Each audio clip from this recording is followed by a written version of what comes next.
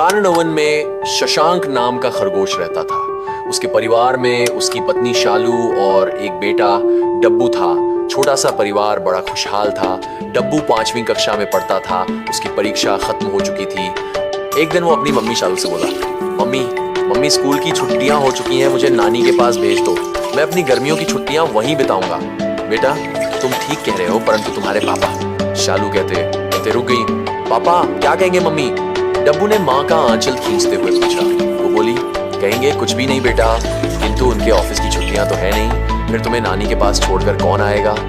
अरे मम्मी मैं अब कोई दूध पीता बच्चा थोड़े ही हूँ, पूरा 10 साल का हो गया हूँ, तुम जाने की हाँ तो करो, मैं अकेले ही रेलगाड़ी से चला जाऊंगा, डब्बू ने इतराते हुए कहा। शाम को शशांक खरगोश ऑफिस से आया। खाने की मेज पर शालू ने डब्बू को नानी के घर भेजने की बात पूछी। शशांक ने भी ऑफिस में छुट्टी न होने की बात कही। शालू ने डब्बू को अकेले भेजने के लिए शशांक को मना किया। सुबह शालू ने डब्बू को भेजने की तैयारी शुरू कर दी। दोपहर की गाड़ी से डब्बू को भेजना था। शालू डब्बू को समझाते हुए बोली, देख बेटा जरा संभल कर जाना, आजकल जमाना खराब है। हाँ देख, रेलगाड़ी में कोई और यात्री तुझे खाने को कुछ दे तो बिल्कुल मत लेना, वे नशीली चीजें खिलाकर यात्रियों को लूट लेते हैं। सब जानता हूं मम्मी, आजकल इस तरह की खबरें T.V और अखबारों में आए दिन आती रहती हैं। डब्बू ने मम्मी की बात को काटते हुए कहा।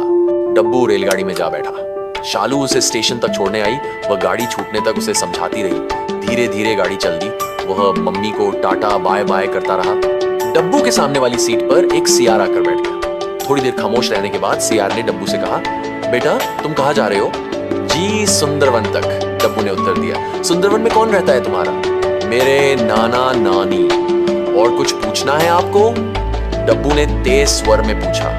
नहीं नहीं बेटा नाराज मत हो, मैं भी सुंदरवन तक जा रहा हूँ, इसलिए तुमसे यूं ही पूछ लिया, सियार खिसियाकर बोला। कुछ देर बाद सियार ने अपने बैग से एक बिस्किट का पैकेट निकाला और उसे खोलते हुए बोला, लो बेटा बिस्किट खा लो। नहीं अंकल मुझे कुछ नहीं खाना, डब्बू ने तपाक से उत्तर दिया। बेटा ऐसा नहीं कहते, बड़ों का कहना नहीं टालते, लो ये बिस्किट ले लो, पैकेट डब्बू की ओर बढ़ाते हुए सियार ने कहा।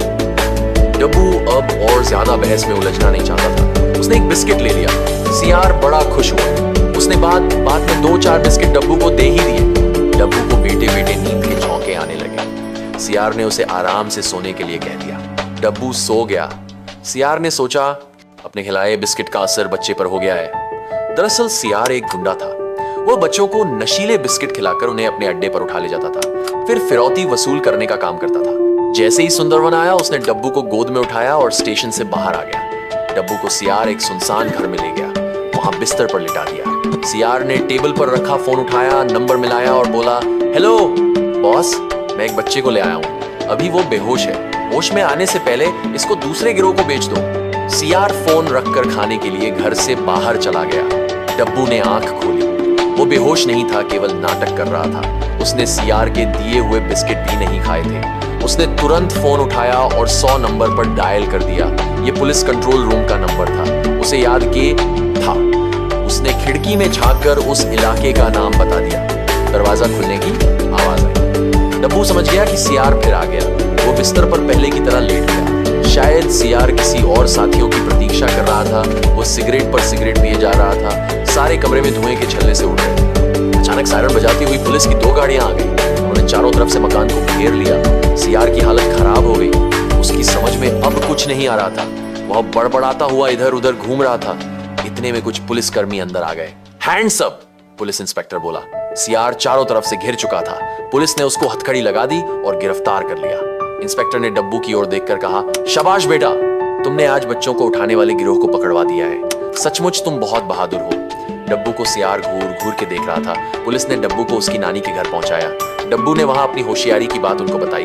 ये सब सुनकर नाना नानी ने डब्बू को गले से लगा लिया। अगले दिन अखबार में डब्बू का फोटो छपा और उसके कारनामों की चर्चा की गई। कार्नवन में उसके माता पिता को भी इसकी खबर का पता चला गया।